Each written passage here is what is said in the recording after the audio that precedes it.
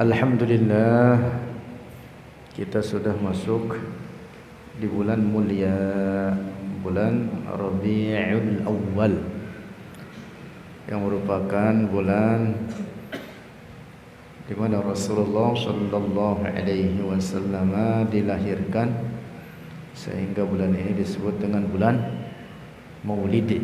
Bulan Maulid, bulan penuh keberkahan.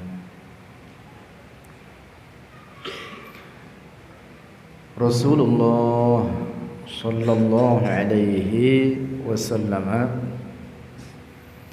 adalah afdalu khalqillah, paling utama ciptaan Allah. Tidak ada yang lebih utama dari Rasulullah sallallahu alaihi wasallam dari seluruh ciptaan Allah. Rasulullah sallallahu alaihi wasallam lebih mulia daripada langit dan bumi dengan segala isinya, lebih mulia daripada seluruh para malaikat Allah, lebih mulia daripada surga dengan segala isinya. Tidak ada ciptaan Allah yang lebih mulia dan lebih dicintai oleh Allah daripada Rasulullah sallallahu alaihi wasallam. Ahabbul khalqi ilallah, makhluk Allah, ciptaan Allah yang paling dicintai oleh Allah. Wa afdaluhum, dan paling utamanya seluruh makhluk Allah tersebut.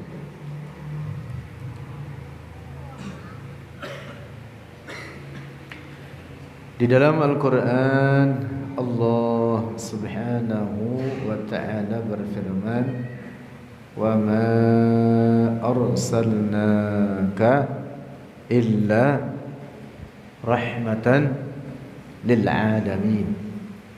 Wa ma arsalnaka, dan tidaklah mengutus oleh kami, kata Allah, akan engkau wahai Muhammad, illa rahmatan, kecuali sebagai rahmat, lil alamin, bagi seluruh alam.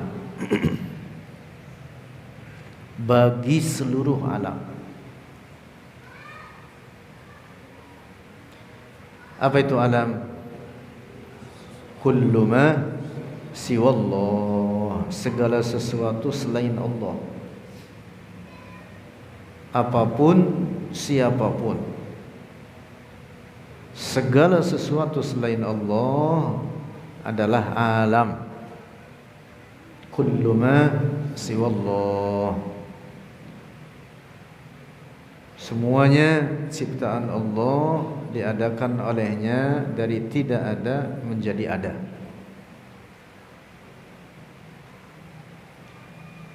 Nah, maka masuk dalam makna ayat ini, illa rahmatan lil alamin, seluruh alam apapun dari seluruh ciptaan Allah, bahwa Rasulullah menjadi rahmat bagi mereka semua. Difahami darinya, maka mestilah Rasulullah al-mursal ilaihim, yang diutus kepada mereka, maka berarti lebih utama dari mereka.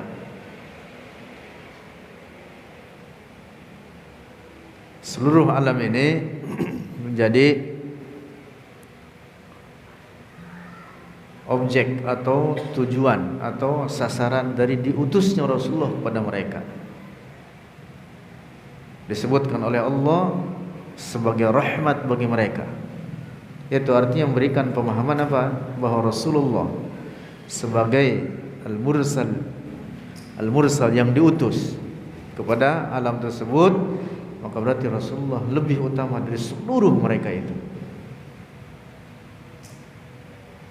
Nah, difahami dari ayat ini demikian itu. Ketika disebut lil alamin illa rahmatan lil alamin, maka berarti Rasulullah lebih utama daripada apa? Seluruh alam ini. Nah, kemudian ayat ini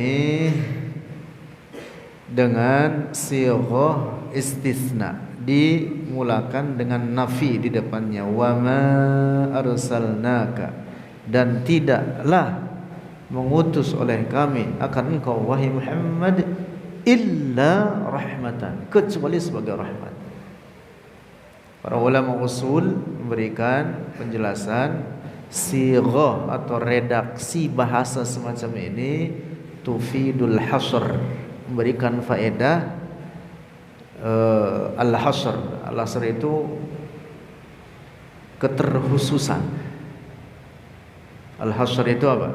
Keterbatasan, artinya betul-betul hanya maksud tertentu. Sehingga makna ayat ini ketika diungkapkan dengan model redaksi semacam ini memberikan makna bahwa betul-betul Rasulullah sebagai rahmat bagi alam ini. Sebagai apa? Rahmat bagi alam ini.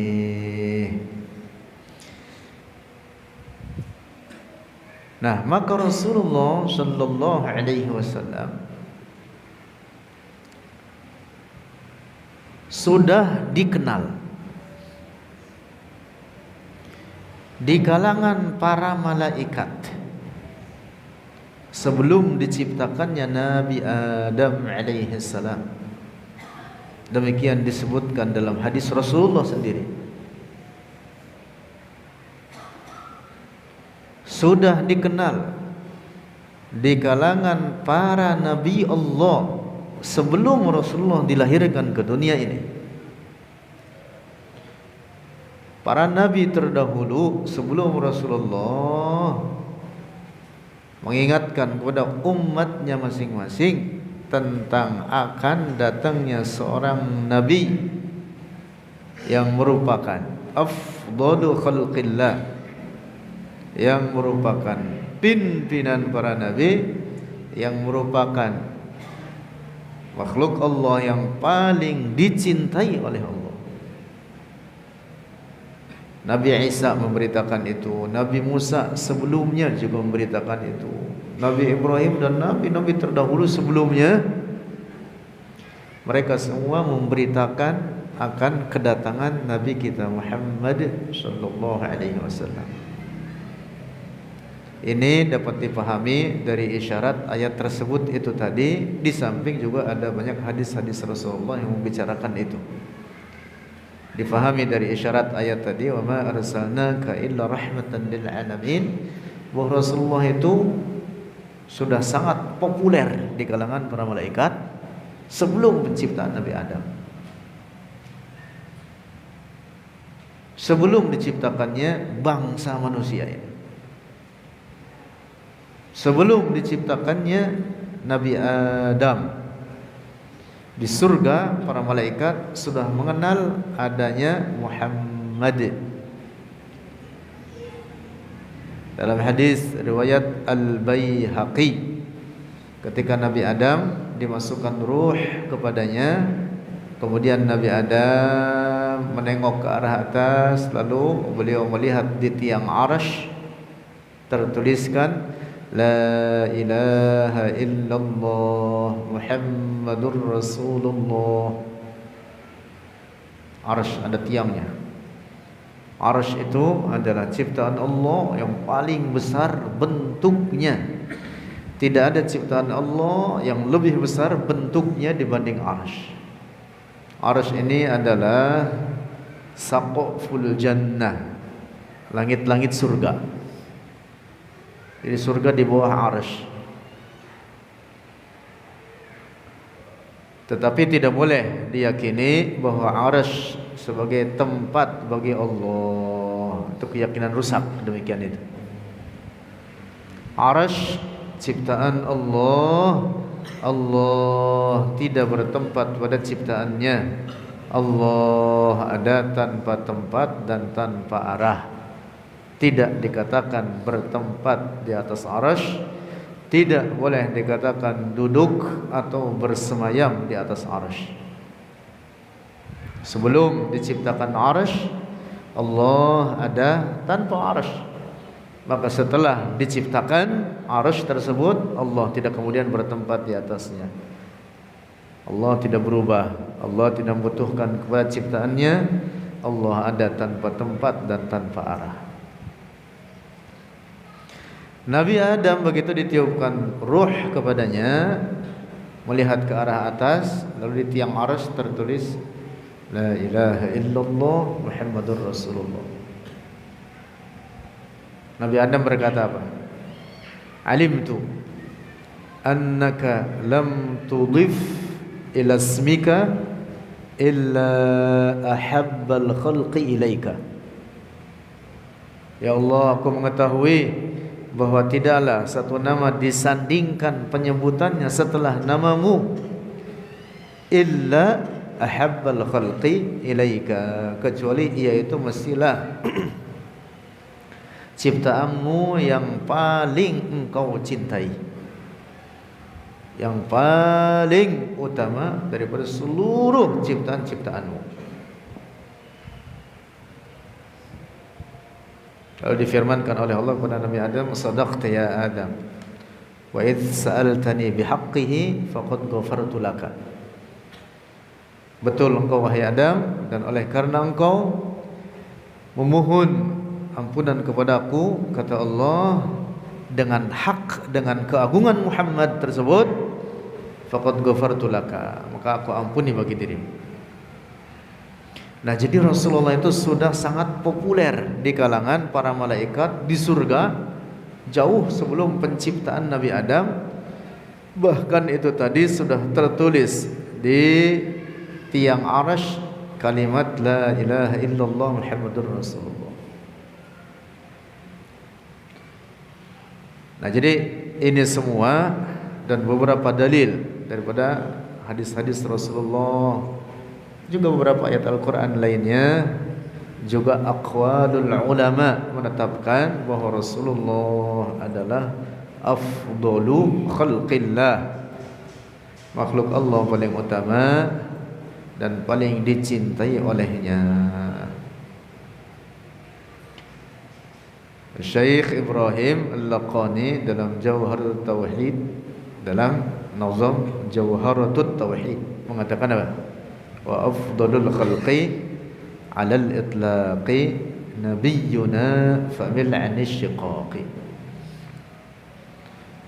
Wa afdalul khalqi, dan paling utama makhluk Allah, 'alal itlaqi, secara mutlak.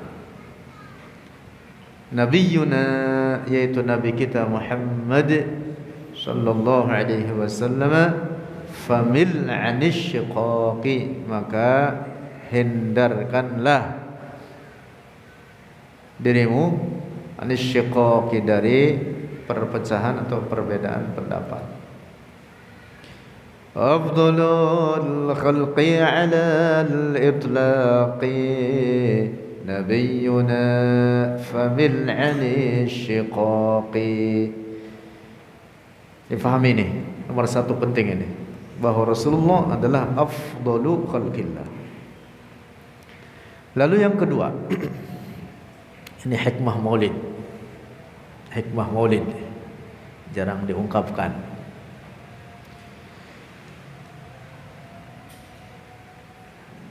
Rasulullah sallallahu alaihi wasallam walaupun sebagai afdalu khalqillah alal itlaq, namun demikian bukan berarti bahwa Rasulullah sebagai makhluk Allah atau ciptaan Allah yang paling pertama diciptakan olehnya. Pertama, yang wajib kita yakini, seperti tadi disinggung di awal, bahwa segala sesuatu selain Allah adalah ciptaan Allah, apapun mutlak. Fahuwal qadimu wa ma siwahu hadithun wa huwal khaliqu wa ma siwahu makhluqun. Segala sesuatu selain Allah adalah ciptaan Allah, artinya diadakan oleh Allah dari tidak ada menjadi ada. Allah berfirman, wa khalaqa kulla syai'. Allah yang menciptakan segala sesuatu. Termasuk dalam hal ini tentu Rasulullah adalah ciptaan Allah. Ciptaan Allah, Allah yang menciptakannya, Allah yang mengadakannya.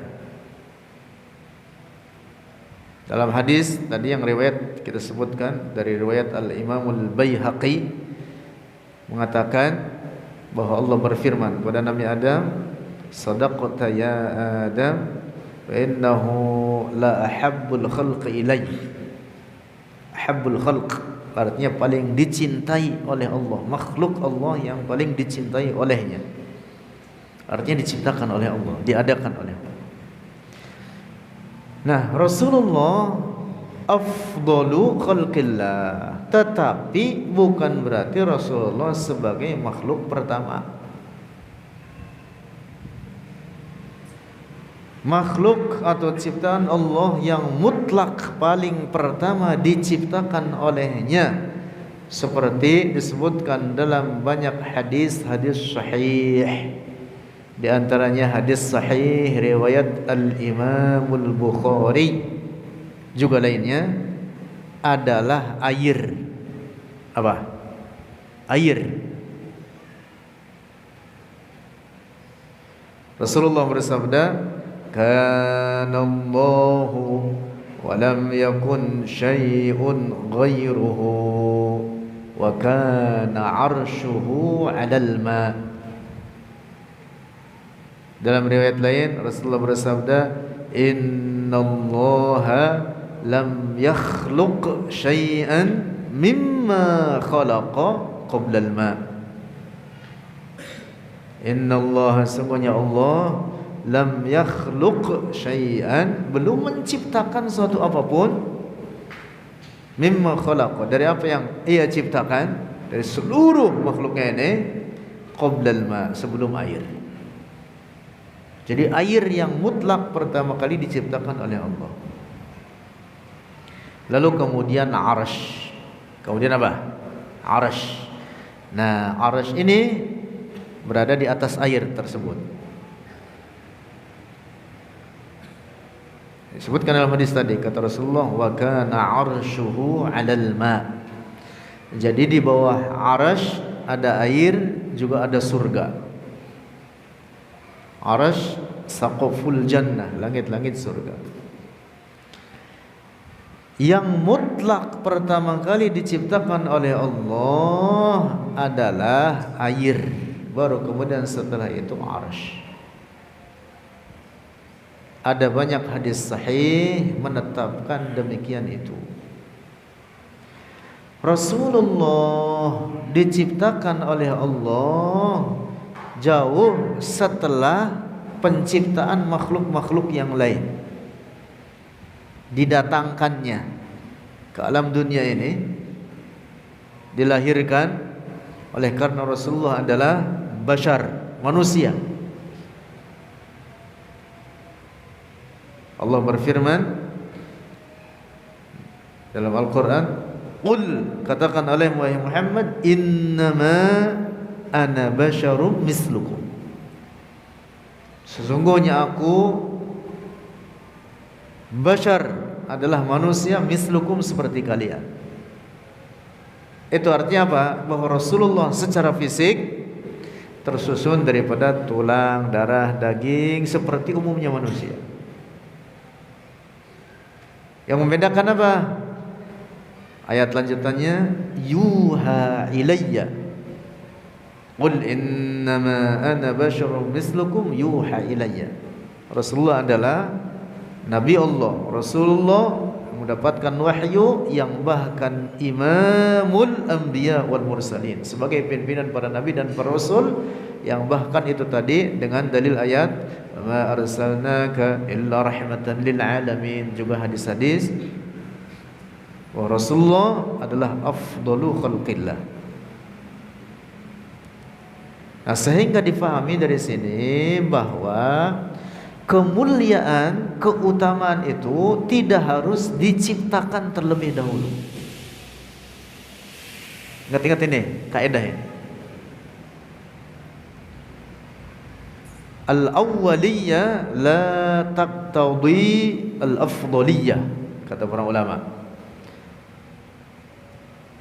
Awal itu keberadaan di awal atau keberadaan terlebih dahulu tidak menuntut perkara tersebut menjadi lebih utama dari yang datang belakangan.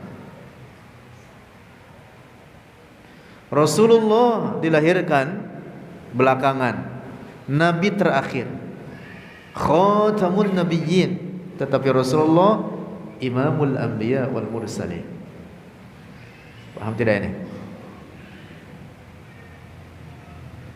Nabi Adam dengan iblis, siapa yang terlebih dahulu diciptakan oleh Allah?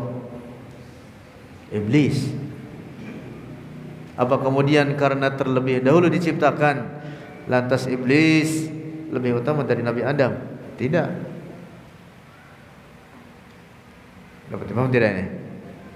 Nah, ini kaidah para ulama mengatakan al-awwaliyah la taqtadi al-afdaliyah.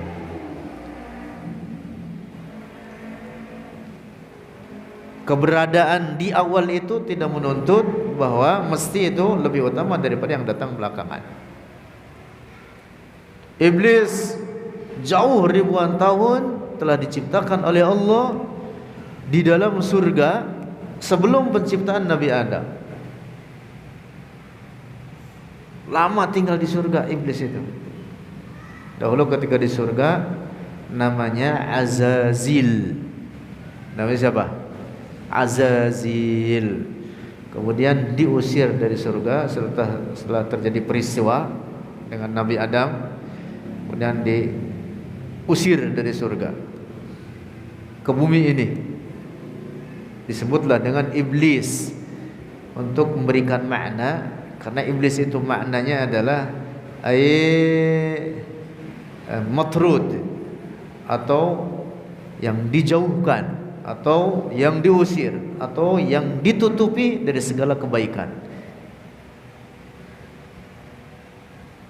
Itu makna iblis. Dari kata ablasa yublisu, iblis artinya tertutup atau terjauh atau terusir dari segala kebaikan. Tidak ada kebaikannya sama sekali, sehingga disebutlah dengan iblis. Dapat dipahami nih?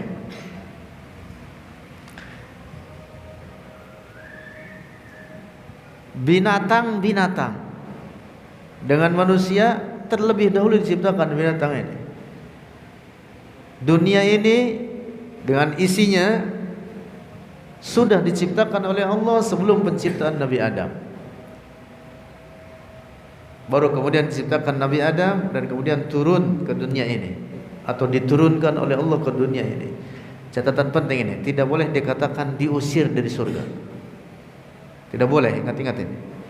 Itu kalimat penghinaan semacam itu terhadap Nabi Allah. Bahwa Allah mengeluarkan Nabi Adam dari surga bukan dengan diusir, tapi ada hikmah tertentu sesuai apa yang dikehendaki oleh Allah untuk itu. Kalau iblis iya diusir, kita katakan begitu, tapi Nabi Adam tidak boleh dikatakan diusir.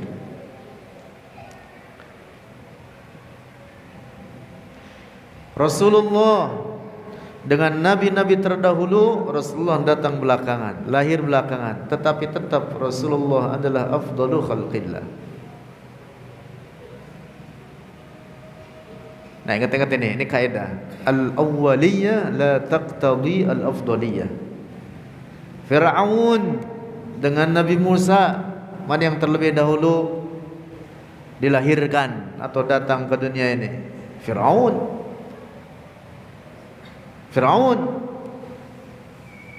Bahkan Nabi Musa di saat itu baru dilahirkan atau belum lama setelah dilahirkan, kemudian apa? Masuk ke markasnya Fir'aun. dibawa dalam satu wadah oleh air, dibawa mengalir masuk ke markasnya Fir'aun. Fir'aun di luar membunuhi semua bayi, Nabi Musa masuk ke kandangnya.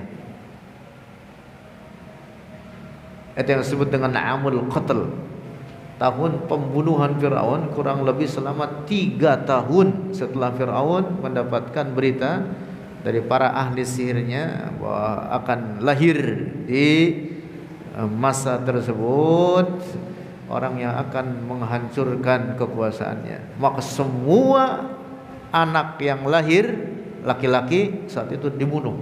Kurang lebih selama 3 tahun semua yang lahir laki-laki dibunuh. Nabi Musa yang masih bayi, kemudian Allah mengilhamkan kepada ibunya untuk meletakkannya dalam sebuah wadah, kemudian dialirkan yang aliran sungai itu masuk ke kandangnya Fir'aun, dididik oleh Fir'aun, tumbuh di keluarga Fir'aun. Fir'aun melihat, Fir'aun mendidik. Masya Allah, kekuasaan Allah seperti itu. Jadi Fir'aun dengan Nabi Musa, siapa yang terlebih dahulu diciptakan? Fir'aun. Apa kemudian karena diciptakan terlebih dahulu dia lebih mulia dibanding Nabi Musa? Tidak. Nah, jadi Rasulullah datang belakangan. Karena itu dalam Al-Quran disebut Khatamun Nabiyyin. Allah berfirman, ma kana Muhammadun aba ahadin min rijalikum walakin Rasulullahi wa khataman nabiyyin, penutup para nabi. Tapi begitu, Rasulullah adalah imamul anbiya wal mursalin, pimpinan para nabi dan para rasul. Itu dibuktikan dengan banyak dalil, salah satunya dengan dalil tentang peristiwa Al-Isra wal Mi'raj.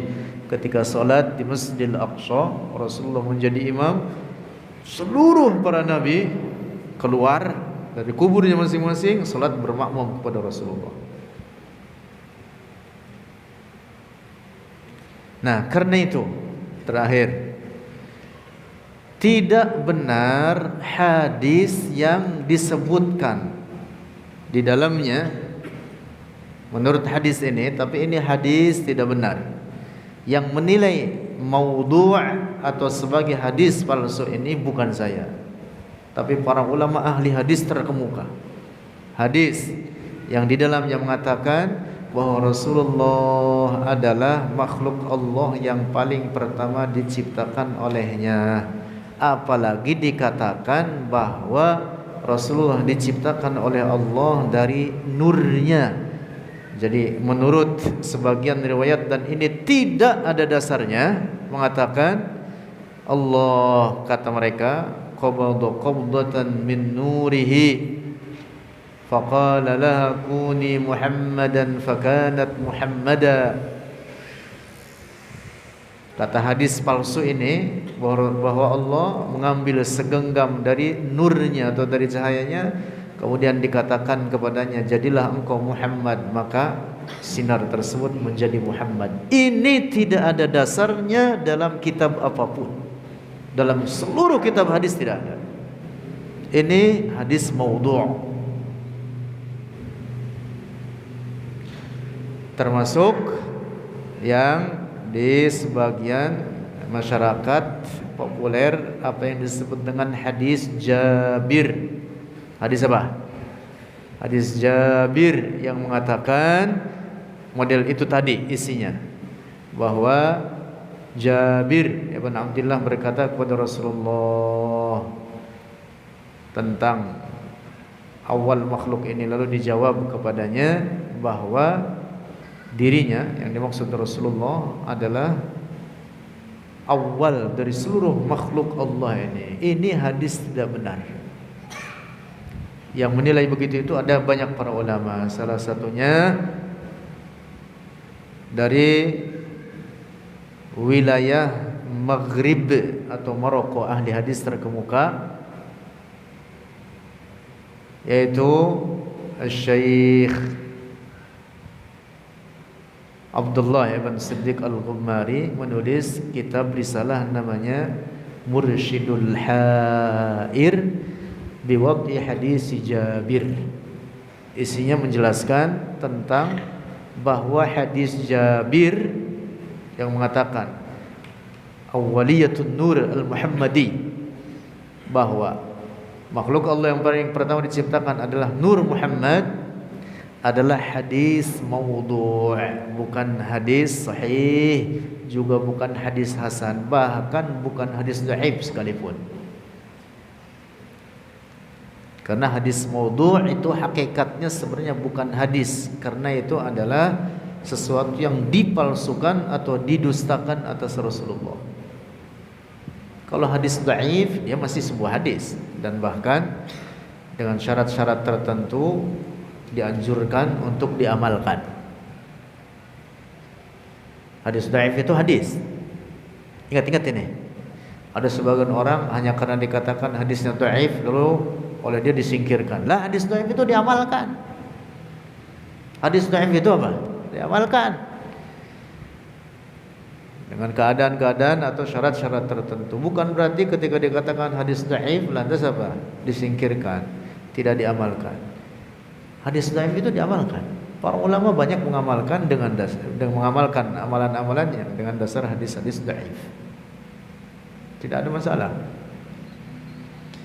Betul, yang menjadi hujjah adalah hadis sahih atau hadis hasan. Awwaluha as-sahih wa huwa mattasal isnaduhu wa lam yashudh aw yu'al yarwihi 'adlun dhabitun 'an mislihi mu'tamadun fi dhabtihi wa naqlihi. Itu definisi hadis sahih. Hadis hasan sedikit derajatnya di bawah hadis sahih. Wal hasanul ma'ruf turqan wa badat rijaluhu laqas sahih ishtaharat. Bedanya dari segi popularitas perawi, sedikit di bawah popularitas hadis perawi dalam hadis sahih. Hadis dhaif apa? Hadis dhaif yang tidak mencapai derajat hasan. Bukan berarti tidak diamalkan, diamalkan, dan dia bagian daripada apa? Ajaran agama. Hadis dhaif itu. Ini ada sebagian orang sok tahu dia apa? Seakan-akan dia hanya megang teguh hadis sahih, hadis dhaif saja. Para ulama itu meriwayatkan hadis-hadis dhaif sampai sekarang, beratus tahun sampai sekarang. Itu artinya bahwa hadis dhaif termasuk bagian daripada ajaran agama. Di dalamnya ada tuntunan-tuntunan yang patut untuk diamalkan. Wa kullu ma 'an rutbatil husni qasur fa huwa dha'ifu wa huwa aqsaman kasur. Beda dengan hadis maudhu'. Hadis maudhu' itu bukan hadis. Hakikatnya bukan hadis, karena dia apa? Dipalsukan atas Rasulullah. Hadis itu apa? Ma'udhifa lin nabi min qaulin aw fi'lin aw taqririn aw sifatin khalqiyatin aw khuluqiyyah. Segala sesuatu yang disandarkan kepada Rasulullah daripada perkataan, perbuatan, itu hadis namanya. Atau ketetapan, itu hadis namanya. Nah, tetapi kalau maudhu', hadis maudhu' itu bukan hadis karena bukan dari Rasulullah. Adapun kemudian disebut hadis, kata para ulama, ay ala za'mi man wada'ahu. Yang dimaksud hadis maudhu' disebut hadis, maksudnya adalah menurut orang yang memalsukannya sebagai hadis. Adapun hakikatnya dia bukan hadis. Nah, termasuk ada banyak para ahli hadis terkemuka menilai bahwa hadis Jabir ini tidak ada riwayatnya dalam manapun, termasuk dalam kitab yang oleh mereka yang meriwayatkan hadis Jabir ini, kata mereka dalam kitab Musannaf Abdul Razzaq. Itu tidak ada juga dalam kitab Musannaf, dalam karya Al-Hafidz Abdul Razzaq tidak ada. Juga dalam kitab-kitab hadis lainnya, dalam kitab induk hadis yang 6 yang merupakan rujukan standar setelah Sahih Bukhari dan Sahih Muslim, kemudian Nasa'i, At-Tirmidzi, Abi Daud dan Ibn Majah, tidak ada menceritakan hadis apa? Hadis Jabir tentang awwaliyatun nur al-Muhammadi. Nah, kembali lagi, kita meyakini bahwa Rasulullah adalah makhluk Allah yang paling dicintai oleh Allah dan lebih utama dari segala apapun dari seluruh makhluk Allah. Beberapa dalil saya ungkapkan tadi di awal, tetapi bukan berarti bahwa Rasulullah harus diciptakan pertama kali. Inilah yang disebut kata para ulama al-awwaliyah la taqtadi al-afdaliyah. Keberadaan di awal itu tidak mesti menuntut bahwa dia lebih utama daripada yang datang belakangan. Wallahu a'lam bishawab.